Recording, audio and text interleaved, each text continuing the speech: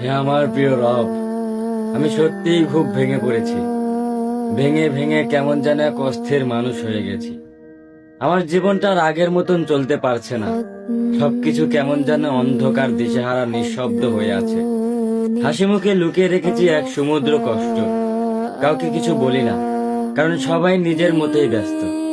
তবে আপনি জানেন রব, আমার ভাঙা মনের প্রতিটা শব্দ। আপনি তো ভালো করেই জানেন আমি কতটা অসহায়।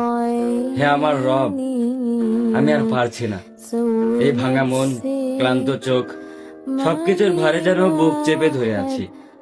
আপনার দয়া ছাড়া আমার আর কোনো কিছুই নেই। আমাকে ধৈর্য ধরার তৌফিক দিন। এই কষ্টগুলো সহ্য করার শক্তি দিন। আপনার ফয়সালায় রাজি থাকার হিম্মত দিন।